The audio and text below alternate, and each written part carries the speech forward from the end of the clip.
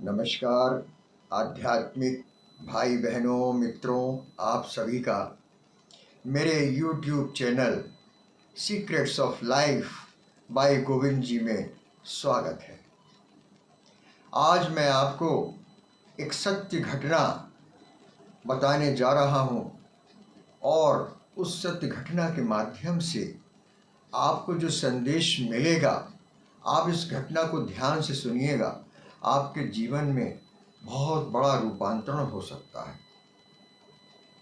जो भी आध्यात्म मार्ग पर चल रहे हैं या चलने के इच्छुक हैं, ईश्वर का दर्शन करना चाहते हैं, नित्य प्रति कोई ना कोई पूजा पाठ, अध्यात्म का कार्य, मंत्र जाप, मंदिर जाना, भगवान की आरती, पूजा, नैवेद्य चढ़ाना, कुछ भी यदि कार्य करते हैं, उससे संबंधित आपको बहुत तथ्य की बात आज इस घटना के माध्यम से मैं आपको प्रस्तुत करूंगा। और ये बहुत ही प्रामाणिक सत्य घटना है। वर्षों पूर्व बनारस में एक क्षेत्र है, शिगरा क्षेत्र। उस शिगरा में एक ब्राह्मण परिवार रहता था और उस ब्राह्मण परिवार में अब मात्र 2 प्राणी बचे थे, पिता और पुत्री। उस ब्राह्मण का नाम था कमल नयन दास। कमल नयन जी की जब ये पुत्री होने वाली थी तो उनकी पत्नी का उस समय प्रसव पीड़ा में उस समय देहांत हो गया और घर में कोई न था। माता पिता पहले ही स्वर्ग सिधार गए थे कमल नयन दास जी के, तो उन्होंने माता की तरह ही उस पुत्री का लालन पालन किया। पुत्री भी बहुत ही संस्कारवान और बहुत ही आज्ञाकारी थी। उनके घर में भगवान राम की पूजा होती आई थी। दादाजी और दादाजी के भी पिताजी कौन कौन कब से भगवान राम की पूजा उनके परिवार में होती आ रही थी और कमल नयन दास जी भी भगवान राम की नित्य प्रति पूजा करते थे। सुबह को उठ के पूरा मंदिर साफ करना और भगवान के वस्त्र बदलना, फिर उनका नैवेद्य चढ़ाना, कुछ न हो तो कुछ ना भी हो तो मिश्री के दाने से भोग लगा देना। इस तरह उनकी दिनचर्या रोज व्यतीत होती थी। आजीविका के नाम पर कमल नयन जी का कोई भी साधन न था और उनकी एक प्रवृत्ति थी, बहुत सीधे साधे सज्जन व्यक्ति थे, किसी से कुछ नहीं मांगते थे। अपने किसी भी यजमान से, हालांकि उनके बहुत बड़े बड़े सेठ और धनाढ्य लोग यजमान थे, बहुत आदर था उनका समाज में, क्योंकि बहुत ही सज्जन, दयालु, विनम्र प्रकृति के व्यक्ति थे और पूर्ण विद्वान थे। उन्हें तमाम शास्त्रों का ज्ञान था। भगवान राम की तो रामचरितमानस और वाल्मीकि रामायण कंठस्थ थी और उनका भगवान राम का गुणगान करते हुए उनकी वाणी थकती नहीं थी। राम के परम भक्त थे। उनके घर में भगवान राम की एक विशाल काय आदम कद प्रतिमा थी। रोज नित्य प्रति वो उस मंदिर में 2 घंटे कम से कम सुबह और शाम को कितना टाइम बीत जाए वो जरूर बिताते थे, मगन होकर पूजा करते थे। और वो पुत्री भी उनकी बहुत लगन से सेवा करती थी, भोजन आदि बनाती, परंतु गरीबी का आलम ये था कि कई बार उनको भूखा भी रहना पड़ता था। कहीं यजमानी में कुछ मिल गया चले गए, कहीं कथा करा दी, कुछ कोई भी मांगलिक कार्य हुआ उसमें उन्होंने करा दिया और जो दक्षिणा मिल गई वो दक्षिणा ले आते थे, उसी से ही गुजर बसर हो रही थी, मांगते किसी से कुछ नहीं थे।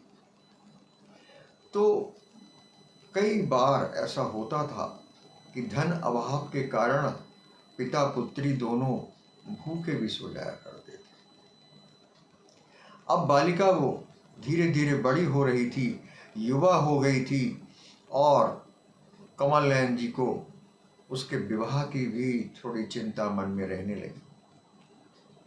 वो सोचते थे कि मेरा तो जैसे तैसे गुजारा हो ही जाएगा, अब ये बिटिया बड़ी हो गई है तो कहीं इसका विवाह अच्छे घर में हो जाए, कोई अच्छा वर मिल जाए तो मैं कन्यादान करके निश्चिंत हो जाऊं, और ये भी मेरे साथ में भूखी प्यासी रहती है, फिर इसका पति ही इसकी देखभाल कर लेगा। मैं बूढ़ा होता जा रहा हूँ, क्या होगा मेरे बाद इसका, ऐसा उनके मन में बार बार चिंतन होता था। और भगवान राम की प्रतिमा के सामने बैठकर वो कई बार तो आंसू बहाते थे,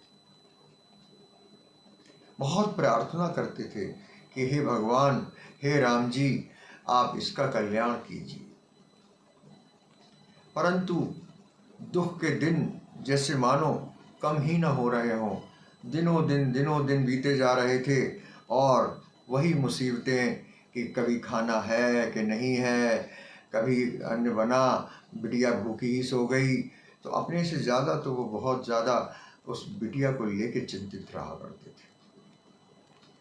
ऐसे बरसों जब बीत गए, और मेरे ख्याल है कि वो जब बिटिया 17 साल की हो गई होगी उस समय, तो एक दिन वो बाजार जा रहे थे और सामने से उनके एक मित्र उन्हें दिखाई पड़े। लगा कि ये वही मित्र हैं जो मेरे साथ में बचपन में गुरुजी के यहाँ पढ़ा करते थे। दोनों ने गुरुजी से साथ साथ मंत्र दीक्षा ली थी और शास्त्रों का अध्ययन किया था। प्रगाढ़ मित्रता थी और एक दूसरे के प्रति बहुत ही अगाध प्रेम भी था। उनका नाम था नमो नारायण। सामने से जब उन्होंने आते हुए देखा तो कुछ कुछ पहचाना, और वो दोनों एक दूसरे को देखकर ठिठक गए, रुक गए। दोनों ने एक दूसरे की आंखों में आंखें डाल के देखा और अनायासी उन्होंने कहा, अरे नमो, तू? तो नमो नारायण के भी मुंह से निकल गया कि अरे कमल, मैं तो तुझे पहचान नहीं पाया, बहुत दुबला हो गया है तू, क्या हाल बना रखा है ये तूने। और उधर कमल भी देख के ताज्जुब कर रहे थे कि वो नमो तो जो था, जब उनके साथ में पढ़ता था वो बालक, तो बड़ा पतला दुबला था, जबकि उनकी सेहत अच्छी थी कमल नयन जी की, और नमो तो बड़ा दुबला पतला था। और अब तो उसके चेहरे पे बड़ी चमक, और गर्दन एकदम मोटी और लहीम सहीम जैसी, पेट आगे के निकला हुआ और पूरी तरह तिलक छापा लगाए बाकायदा, और कहीं के महाराज जी जैसा उसका एकदम एक रूप था।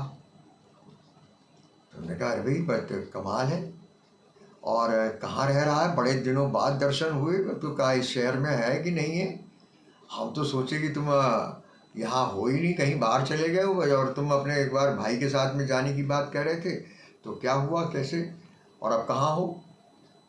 तो दोनों मित्र एक दूसरे का हालचाल लेते रहे।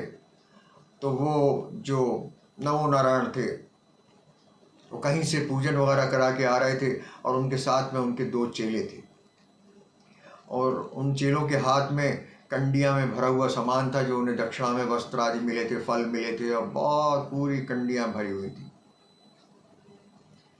तो दोनों एक दूसरे का साइड में होके सड़क के किनारे ही एक दूसरे का हालचाल पूछने लगे। तो कमल नयन जी ने कहा, चलो घर चलो। उन्होंने कहा, नहीं घर तो मैं नहीं जाऊंगा अभी, इस समय मुझे एक और यजमान के यहाँ जाना पड़ेगा, और तू सुना क्या हाल है।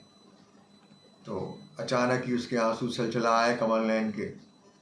कमल नयन ने कहा कि मुझे तो अपनी कोई चिंता नहीं है, बाकी तो सब ठीक चल रहा है, राम जी की कृपा है, सब राम जी भली कर रहे हैं, जाहि विधि राखे राम ताहि विधि रहिए।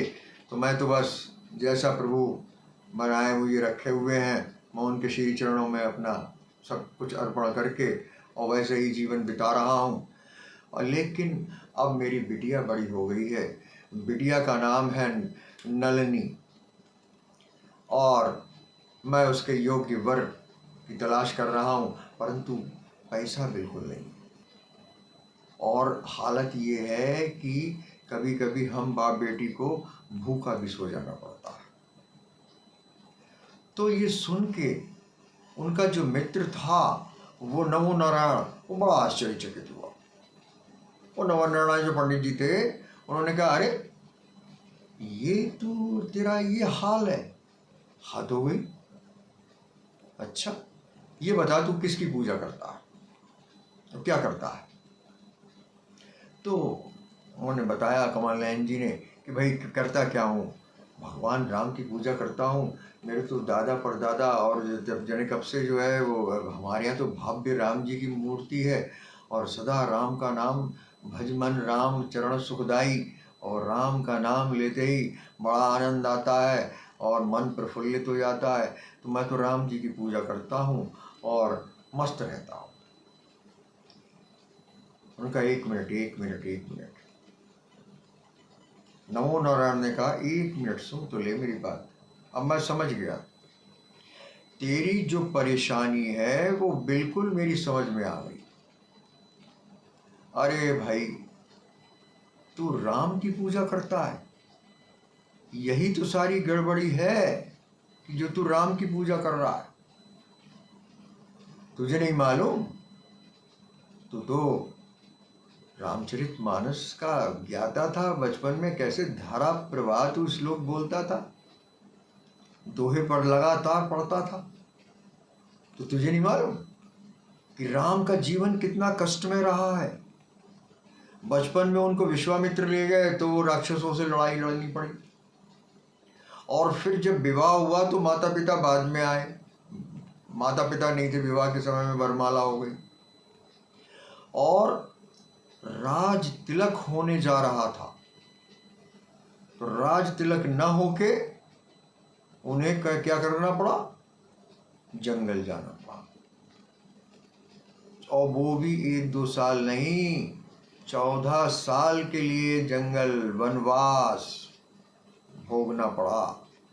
और किस लिए? उनकी कोई गलती नहीं थी, माता पिता का कहना सुनना था, बचनों का लेन देन थी, और वो उस बेचारे को जो है वो राम को जंगल की यात्रा करनी पड़ी। और कुछ समय पूर्व ही विवाह हुआ था, तो पत्नी नहीं मानी, तो पत्नी को भी जंगल का जो है वो साथ देना पड़ा।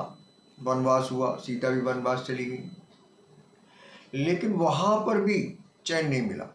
एक तो राजा के बेटे थे, चलो राजा न बनते कोई बात नहीं थी, लेकिन छत तो मिलती, राजमहल में तो रहते। उन्हें राजा बनने का कोई भी अपने मन में लोभ लालच नहीं था, राजा न बनाए जाते कोई बात नहीं थी, लेकिन एक छत थी, एक घर था, एक मान सम्मान से वहाँ रह रहे थे। वो छत भी छिन गई, ओ कोई आंधी पानी तूफान इसकी कोई परवाह न करते हुए उनको जंगल यात्रा करनी पड़ी, और वो जंगल चले गए। फिर सीता जी भी चली गई, लक्ष्मण जी भी चले गए, और देख वहाँ पर भी वो चैन नहीं मिला। वहाँ पर पता ही है कि रावण सीता को उठा के ले गया, और फिर उसके बाद क्या हुआ है सारी मैं तुझे गाथा सुनाऊं क्या, सब तुझे पता है।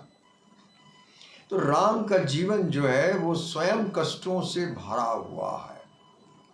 और तो और जब सब कुछ युद्ध करके अयोध्या आ गए, सब हो गया, सब चीज़ें सब फाइनल हो गई और राजपाट संभाल लिया, तो बताओ धोबी के एक जो है कम पढ़े लिखे व्यक्ति के कहने पर एक ताना सिर्फ उसने दिया था अपनी पत्नी को, इनसे कोई मतलब भी नहीं था। फिर पत्नी से आदमी कुछ भी गाली का कुछ भी गलौज करता है, क्योंकि वो तो उस जाति का था, धोबी जाति का। तो फिर वो उस समय तो ना इस तरह की होती थी बातें। वो उसके कहने पर, उस ताने के ऊपर उन्होंने अपनी गर्भवती पत्नी को गृह त्याग करने पर विवश कर दिया, और बालक जो हुए वो भी उनके बाहर आश्रम में हुए, घर का सुख नहीं मिला। तो राम का जीवन तो दुखों ही दुखों से पूरा पटा हुआ है, पूरा फैला हुआ है दुख ही दुख उनके जीवन में। तो जो राम की भक्ति करता है तो वो मर्यादा तो में तो रहता है, जीवन तो उसका संतुलित हो जाता है, परंतु आनंद नहीं प्राप्त होता। अब जब वो नमो नारायण जी ये सारी बातें कह रहे थे और कमल नयन जो थे वो राम के अनन्य भक्त थे। हाँ मित्रों, यहाँ ध्यान देने की बात है कि वो चूंकि राम के भक्त थे, उनकी रोम रोम में राम भक्ति बसी हुई थी और रात दिन राम का ही चिंतन उन्होंने किया था। तो वो उनके मित्र, चूंकि मित्र थे, अभिन्न मित्र थे, भाई से बढ़ के थे, तो सम्मान के कारण वो उनसे कुछ कह नहीं पा रहे थे, लेकिन हर बात उनको एकदम अंदर से झिझोड़ रही थी, बुरी तरह से परेशान कर रही थी कि राम के खिलाफ, राम के बारे में ऐसी अशोभनीय बातें ये क्यों कह रहा है, क्यों कह रहा है। ये जरा भी नहीं समझ रहा है कि वो भगवान हैं, वो लीला करने के लिए आए थे, ये सब बातें उसे मुझे क्यों बता रहा है, वो मुझे ये सब नहीं सुन रहा है, मुझे अच्छा नहीं लग रहा है। लेकिन मित्रों, एक साइकोलॉजी होती है कि कभी इंसान जब दुखी होता है और कोई उसका अपना जो खास हो, जिसमें कोई स्वार्थ ना हो, वो जब उसको कोई सलाह दे तो कहीं ना कहीं वो चुभती भी है। तो जब नमो नारायण ने इतनी बातें की तो उन्होंने सुन तो लिया, तो उन्होंने कहा कि खैर छोड़ो, इन बातों को छोड़। नमो नारायण ने कहा कि छोड़, तू अब ऐसा है कि मैं एक आध दिन में मिलता हूँ, तो ऐसा कर कि देख, मैं मेरी ओर देख, मैं भगवान कृष्ण की भक्ति करता हूँ और कृष्ण के बारे में तुझे मालूम है, बचपन से ही उन्होंने मक्खन मलाई लूटा, खूब कलसियाँ खूब मलसियाँ खाई मक्खन, और बड़े होके गोपियों संग राज रचाया, 16,000 पटरानियाँ थीं, पूरी राजनीति की आनंद लिया जीवन का और लोगों को एक नई दिशा दी। तो तू, ये कलयुग है, यहाँ तू अगर राम की भक्ति करेगा तो वो सतयुग के समय की बात थी। अब तू मेरी बात ध्यान से सुन ले, कल से तू कृष्ण की भक्ति कर और ओम नमो भगवते वासुदेवाय, ये तू मंत्र का जाप किया कर। तो कृष्ण जी का कोई चित्र लिया और मेरी बात मान, देख वो 14 कलाओं के अवतार थे, वो भी विष्णु के अवतार थे, ये भी विष्णु के अवतार हैं। तो क्या हर्ज है, दोनों में फर्क क्या है, तू करके देख ले। तू कृष्ण की भक्ति कर, मेरी ये सलाह है, मेरी बात मान जा, तेरे दिन फिर जाएंगे, सारे दरिद्रता दूर हो जाएगी, जितना भी दुख है, कष्ट है, संताप है, सब मिट जाएगा। तू कल से बस मेरी बात मान के इतना कर कि कृष्ण जी की भक्ति करनी शुरू कर दे, थोड़े दिन में तू देखेगा कि कायाकल्प हो गया। और इतना कहते हुए वो नमो नारायण जी नमस्कार नमस्कार होके वो आगे बढ़ लिए। अब वो आगे तो चले गए और जिस काम से कमल नयन जा रहे थे वो सब भूल गए और उनको कुछ न सूझा, ऐसा लगा कि जैसे सर भारी हो गया, एकदम कुछ समझ में नहीं आ रहा क्या करना है। ये तो बड़ी अजीब बात कह गए, भगवानों में भी भेद होता है कहीं। अरे राम तो राम है, सारी दुनिया के राम है, आराध्य राम है, और राम का क्या कहना, ये कृष्ण की बात कर रहे हैं। लेकिन हाँ, कृष्ण भी भगवान है, कृष्ण भी कोई कम नहीं है। और हो सकता है कि मुझे राम की भक्ति जो है वो अनुकूलित ना हो रही हो, अनुकूल ना पड़ रही हो, तो इसकी बात मान लेता हूँ। बड़ा उहापोह में अपना जैसे तैसे वो भारी कदमों से घर पहुँचे। बिटिया उनकी राह देख रही थी, तो उन्होंने कहा बैठिए, और जलपान आदि कराया। तो शाम को फिर उन्होंने सोचा कि क्या करें, कृष्ण का तो कोई चित्र उनके वहाँ था ही नहीं। राम की आदमकद मूर्ति थी, बहुत बड़ी विशालकाय मूर्ति थी, कृष्ण का कोई चित्र ना था। तो फिर वो बाजार निकले और अपने एक यजमान के पास बैठे जाके उसके चित्र वगैरह उसके यहाँ जड़ते थे, तस्वीरों का काम होता था। तो वहाँ से उन्होंने कहा कि एक मुझे कृष्ण का चित्र चाहिए।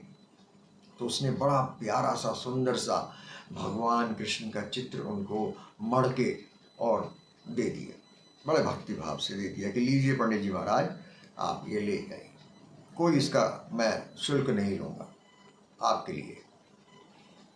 और वो भगवान कृष्ण का चित्र लेकर आए और अपने पूजा गृह में उसको टांग दिया। काफ़ी बड़ा चित्र था वो भी, उस चित्र को उन्होंने टांग दिया।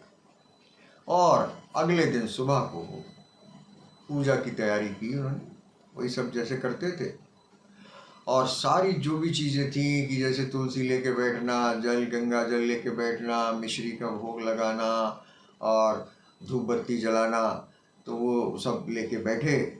और उन्होंने फिर ध्यान आया कि हाँ, राम का जो है वो मंत्र नहीं करना है और कृष्ण का मंत्र करना है। ओम नमो भगवते वासुदेवाय, ओम नमो भगवते वासुदेवाय, ये करना है, मित्र ने बताया है। तो वो जब उसको उनको ये स्मरण हुआ तो उन्होंने कहा ठीक है ठीक है, मन को अपने को कहा ठीक है, ये मैं अब यही जपूँगा। और ये सोच के उन्होंने फिर धूप बत्ती जलाई और बैठ गए वो अपना ओम नमो भगवते वासुदेवाय, ओम नमो भगवते वासुदेवाय, ओम नमो भगवते वासुदेवाय। उन्होंने अपना मंत्र जाप शुरू कर दिया। और धीरे धीरे धीरे धीरे जो धूप बत्ती जलाई थी उसकी सुगंध फैलने लगी।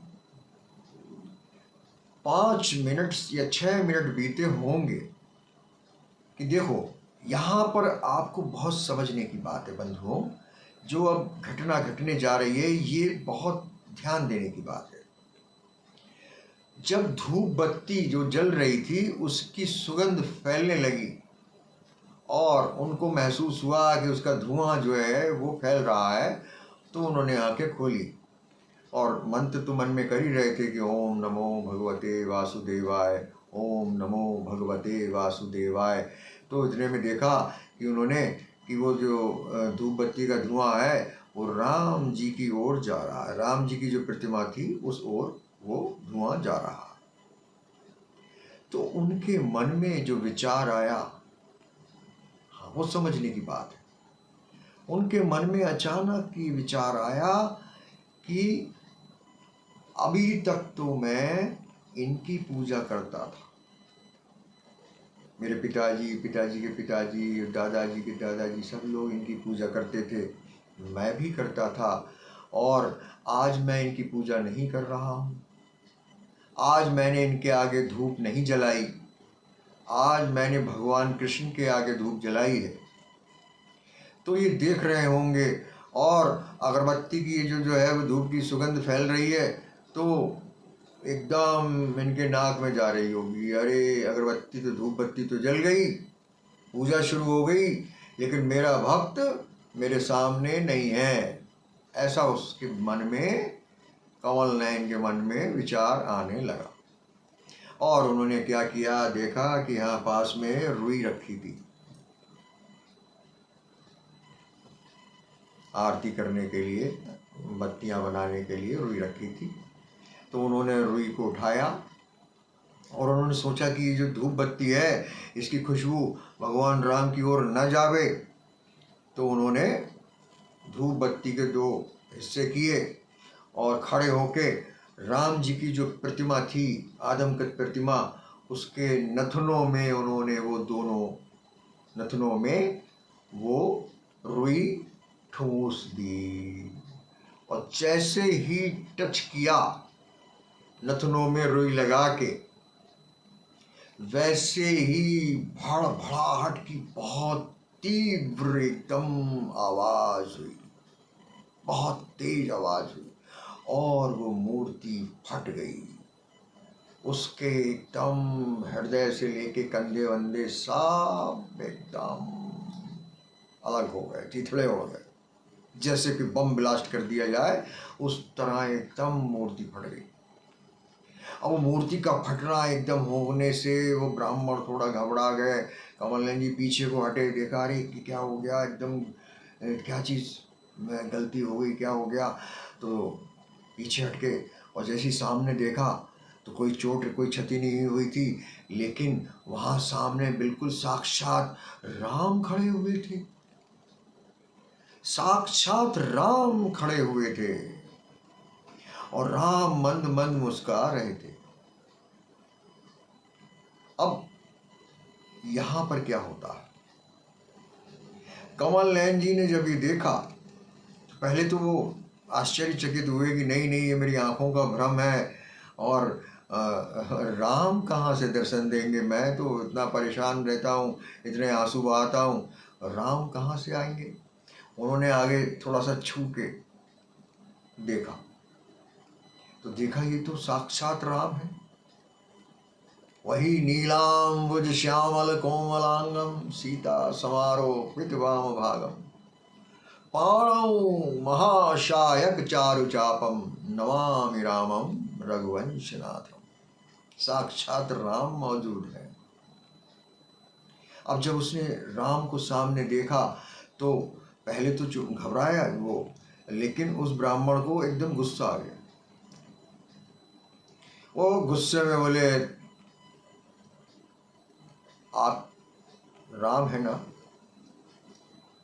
आज आपने दर्शन दिए, आज आपको मेरी सुध आई, मैं इतने दिनों से आपको रो रो के चिल्ला रहा था, आंसू बहा रहा था, रात दिन आपका ध्यान करता था, आपसे प्रार्थना करता था, अपनी गरीबी की मुझे चिंता नहीं थी, परंतु अपनी बेटी के लिए मैं बहुत चिंतित था। एक पिता अपनी पुत्री के लिए कितना चिंतित हो सकता है। भगवान, आप तो घट घट वासी हैं, आपको तो सबकी मन की पता है और आप समझ सकते हैं, लेकिन बड़ा आश्चर्य है कि आप कभी भी मेरे सामने नहीं आए, और आज जब आपका भक्त आपकी भक्ति छोड़कर दूसरे की भक्ति करने लगा, कृष्ण की भक्ति करने लगा, तब आपको ईर्ष्या हुई, तब आपको समझ में आया कि आपके भक्त ने आपकी भक्ति छोड़ दी, तब आपने मुझे दर्शन दिए। तो मुझे आपके दर्शन हो गए, ठीक है, लेकिन महाराज मुझे आपसे कुछ नहीं लेना देना, अब तो मैं कृष्ण जी से ही प्राप्त कर लूँगा, आप बेकार आ जाए। राम मंद मंद मुस्कराते रहे। जब ब्राह्मण सब अपनी बात कह चुके तो राम ने कहा कि उठ, मेरी ओर देख, मैं तो सदा तेरे सामने तेरे नेत्रों के समक्ष उपस्थित था, मेरी बात को ध्यान से सुन। मैं हमेशा तेरे पास था, लेकिन तू मुझे नहीं देख पा रहा था। आज तुझे ये ज्ञान हुआ कि ये मूर्ति नहीं है, ये चैतन्य है, ये राम है, और ये राम अगरबत्ती का धुआं सूंघ रहे हैं। इससे पहले तुझे ये भाव, ये एहसास, ये आनंद, ये उच्च कोटि की सोच कभी नहीं आई। कभी तेरे अंदर वो अभी थोड़ी सी कर्मों की दूरी बनी हुई थी। तू मुझे केवल मूर्ति जान के पूजा करता था कि ये राम की मूर्ति है, मेरे इष्ट हैं, ये मेरे आराध्य हैं, लेकिन मूर्ति ही मानता था। लेकिन आज तूने इसे चैतन्य माना है, साक्षात माना है, और तूने ये माना कि ये धूप की बत्ती जो जल रही है, ये सुगंध सूंघ सकते हैं, और जैसे ही तूने मेरे नथनों में हाथ लगाया तो मैं तो घट घट वासी हूँ, कण कण में रहता हूँ, मैं प्रकट हो गया, तेरे समक्ष उपस्थित हूँ, बोल क्या मांगता है। तो एक भक्त को क्या चाहिए। कमल नयन तो सच्चे भक्त थे, वो तो भगवान के श्री चरणों में गिर गए। उन्होंने कहा, भगवान आपके दर्शन मिल गए, अरे जन्म जन्म मुनि यतन कराही, अंत राम को पावत नाही। तो बाली का आपने उद्धार किया और मेरे सामने जब आप प्रकट हो गए हैं, अहिल्या का उद्धार किया, किस किस का आपने उद्धार किया। महाराज मुझे कुछ नहीं चाहिए, आप जिस हालत में रखे हैं सब आप जानते हैं। और बिटिया तो मेरी जरूर है लेकिन आपकी ही है, सारी सृष्टि आपकी है। उसका जैसा भाग्य होगा, नसीब होगा, वो उसको मिलेगा। मैं खामखा व्यर्थ में ही चिंतित हुआ करता हूँ। और आज आज सारा मेरा जो संदेह था मिट गया, आपके दर्शन मिल गए, मेरा मन निर्मल हो गया। जो कुछ भी कहीं गंदगी कर्मों की संचित बाकी थी, वो भी सारी गंदगी, वो मल दूर हो गया। मेरी आंखों ने आपको साक्षात देख लिया। मुझे और कुछ नहीं चाहिए, आपका बस कृपा रूपी वरद हस्त मुझे प्राप्त होता रहे, बस इतनी ही मेरी मांग है, मेरी इच्छा है। प्रभु अपना वरद हस्त मुझ पर बनाए रखना, मेरी बुद्धि इधर उधर भ्रमित न हो, ऐसी मुझे ज्ञान और बुद्धि की अथाह संपत्ति देना। जब वो ब्राह्मण चुप हो गए तो भगवान राम हाथ रख के सर पर और अदृश्य हो गए। तो मित्रों, मैं ये कहना चाहता हूं कि ये जो घटना हुई उन ब्राह्मण देवता के साथ, ये बहुत ही ध्यान से समझने की बात है। हम लोग सारा काम करते हैं, आरती करते हैं, पूजा करते हैं, मंत्र जपते हैं, भोग लगाते हैं, मंदिर जाते हैं, प्रसाद जी हमने लिया, पंडित जी को दिया है, उन्होंने भी लिया, चढ़ा दिया, जो पैसे दिए चढ़ा दिए, फूल दिए चढ़ा दिए, तिलक लगवाया, कुछ लेके चना मिर्च वगैरह चले आए। परंतु ये मूर्ति नहीं चैतन्य है, ये मूर्ति नहीं साक्षात है। ऐसा भाव जब उदित होता है तभी ब्रह्म से मिलना होता है। हम उस स्तर पर अपनी बुद्धि को विकसित करने का प्रयास करें और निरंतर हम समर्पित भाव से निरंतर उसमें लगे रहें। हम खाली यही नहीं है कि ये रोज अपना, जैसे एक विद्यार्थी स्कूल जाता है और पढ़ता लिखता कुछ नहीं है, होमवर्क कुछ नहीं करता, बस स्कूल गया और आ गया, स्कूल गया और आ गया, स्कूल गया और आ गया, जैसे तैसे बस थोड़ी बहुत क्लास पास कर ली। तो ज्ञान उदित नहीं होने वाला। ज्ञान को धारण करने के लिए हमें बहुत ही मनन करना है, अपने मन के ऊपर साक्षात दृष्टि रखनी, गहन दृष्टि रखनी। जब तक हमारे संचित कर्म, हम जैसे पूजा करते हैं तो पूजा का फल मिलता है, बहुत लोग कहते हैं कि हमें बहुत पूजा की कृपा मिलती है, लेकिन उसमें ज़्यादातर जो हाथ है वो हमारे पूर्व के भाग्य का होता है। जब तक हमारी दृष्टि मूर्ति में मूर्ति की रहती है और चैतन्य भाव से हम उनकी पूजा आराधना नहीं करते हैं, तब तक हम और उनके बीच में दूरी ही बनी रहती है। स्वामी रामकृष्ण परमहंस देव को वो काली जी नहीं, माँ काली दिखती थी और उन्हें अपने हाथों से वो नैवेद्य खिलाया करते थे, भोजन कराया करते थे। माँ को भोजन कराते और अपने हाथ से उसी गस्से को फिर अपना खाते थे। माँ तू ले खा, और थोड़े के बाद फिर खुद खाते थे।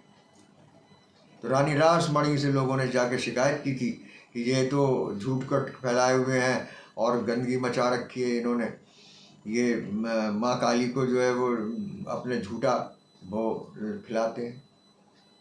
लेकिन उनका भाव, उनका मन का जो एक चिंतन था, जहाँ से वो देखते थे उन चीज़ों को, उस स्तर पर जाने का हमें इस जीवन में प्रयास करना होगा।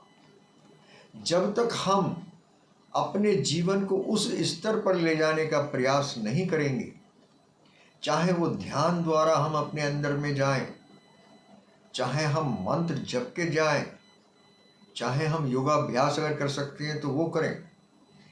जो भी तरकीब है, हजारों तरकीब है भगवान को से मिलने की, क्योंकि वो साक्षात हमारे ही अंदर मौजूद है।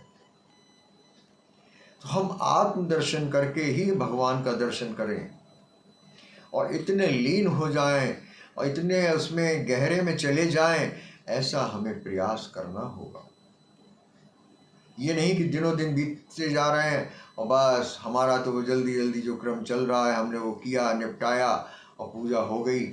ऐसी पूजा से संतुष्ट मन अभी हमें नहीं रखना है। हमें तो हर समय बेचैन रहना है।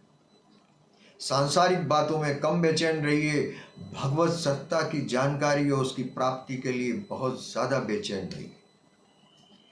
आपसे मेरा विनम्र अनुरोध है कि आप अपने जीवन में भगवत सत्ता को जीते जी यदि प्राप्त कर लेते हैं, तभी आपका परलोक सुधरेगा। यहाँ से आप साथ कुछ भी नहीं ले जा पाएंगे। कोई कभी साथ नहीं ले जा सका। हम क्या ले जाएंगे? हम क्या ले जाएंगे? हम साक्षात्कार, आत्मज्ञान, प्रभु से मिलन साथ ले जाएंगे। और जब प्रभु से मिल जाएंगे तभी हम मोक्ष को प्राप्त कर सकते हैं। ये नहीं कि कुछ लोग गए और काशी में जाके मकान ले लिया कि मरेंगे तो यहाँ मोक्ष हो जाएगी, काशी धाम में मोक्ष होती है ना। जीते जी जब तक हमारा प्रभु से साक्षात्कार नहीं हो जाएगा, तब तक हमारी मोक्ष होना असंभव है, असंभव है। हमें उसके लिए मनन करना है, चिंतन करना है और निरंतर अपने को गहरे ध्यान में डुबोना है। मैं आपसे और आगे के अन्य वीडियो में मिलूँगा और कृपया आप secrets of life by Govind ji के मेरे इस चैनल को सब्सक्राइब कर लें और अगर पसंद आता हो तो लाइक कर दीजिएगा। धन्यवाद आपका, धन्यवाद।